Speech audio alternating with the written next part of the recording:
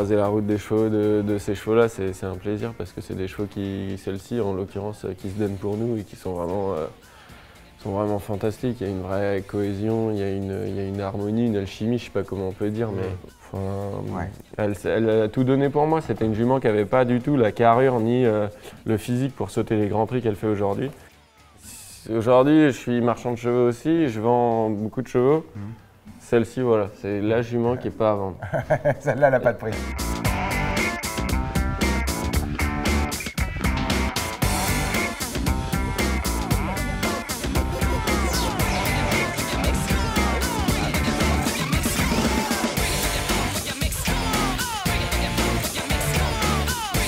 Faire du cheval hockey, comment on gagne sa vie? Alors, il y a un marché pour le cheval. Il y a un marché qui est, on va dire, si je peux comparer ça aux joueurs de foot. C'est-à-dire qu'il y a des mercatos, si on veut. Il y a des achats de chevaux, un peu misés sur des pépites, on va dire. Et nous, cavaliers professionnels, donc moi pour ma part, c'est les monter, les valoriser, les amener à gravir les échelons petit à petit. Et puis, commercialement, eux prennent de la valeur. Et ensuite, pourquoi pas les revendre à des grosses écuries qui veulent faire des grosses compétitions. Une fois que on leur a fait passer les caps des épreuves, donc des jeunes chevaux, 4 ans, 5 ans, 6 ans, 7 ans, et puis après la scène internationale et tout ça, et là ça commence à y avoir des chevaux qui peuvent être très intéressants financièrement. L'activité principale, moi, de mon quotidien, c'est vraiment de m'occuper des chevaux, de m'occuper des écuries, monter à cheval, m'occuper des clients, les faire monter à cheval, et voilà, on tourne vraiment autour de ça.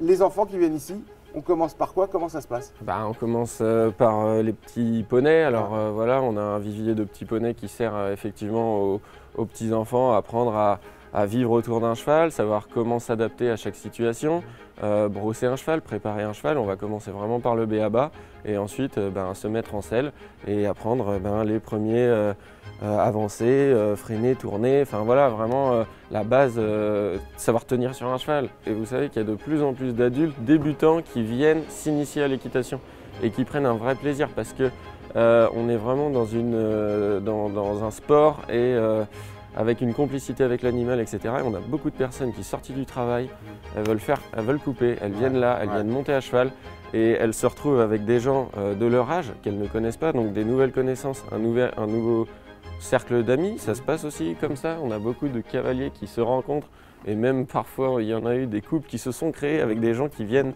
après le travail pour monter à cheval, qui se rencontrent ici parce que voilà, il y a une passion commune. Et voilà. Et on développe d'autres. Exactement. Bon, est-ce que ça coûte cher? Ça coûte combien? C'est sûr que c'est un sport qui va être plus onéreux que soit de jouer au foot ou de faire du tennis ou quoi. C'est-à-dire que nous, en tant qu'exploitants de cette structure, les charges ne sont pas les mêmes. Il faut pouvoir nourrir les chevaux tous les jours, donc les nourrir, les sortir. C'est-à-dire que le cheval il ne reste pas dans le box. Là, celui-ci il est là, il va être monté tout à l'heure, après il ira au paddock avec ses congénères, ensuite il reviendra pour manger, il aura des soins ce soir. Donc il faut une équipe qui s'occupe de tous ces chevaux, donc les gens, voilà, ça coûte cher. Ensuite, donc tout ce qui est granulé, paille, foin et tout ça, et puis du temps. Donc effectivement, s'il faut parler financier, on va plutôt être sur une inscription annuelle aux alentours de 900 € avec un cours par semaine sur c'est une quarantaine de semaines dans l'année, étant donné qu'il y a des vacances où c'est fermé, mais par contre on fait des stages. C'est quoi les prochains rendez-vous dans les mois et en 2024, il y a des grands rendez-vous? 2024, il va y avoir des week-ends de compétition ici à la Vairie, et puis voilà, bon an mal an, ça va continuer gentiment de se développer, de se structurer. Les cours vont continuer, les stages pendant les vacances.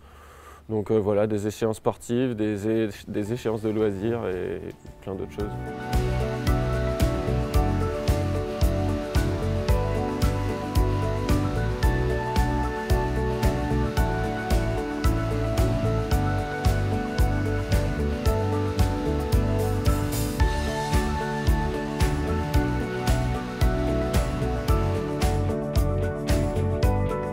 On a vu là que tu le tondais.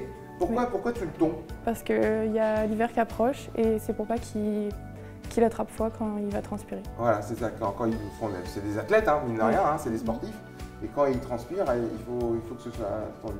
Explique-nous un petit peu ce que tu fais ici, toi. Tu as une vraie mission, tu n'es pas là tout le temps. Non. Mais quand tu es là, il t'aime bien. Oui. Je suis en stage. Ouais. Je m'occupe des chevaux, je les nourris, je mets le foin, je les sors, je les monte.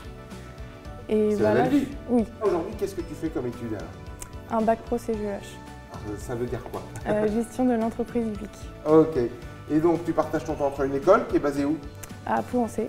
Et ici, où tes journées se décomposent comment? J'ai 2 semaines de stage ici Ouais. et une semaine à l'école où Ok. je travaille.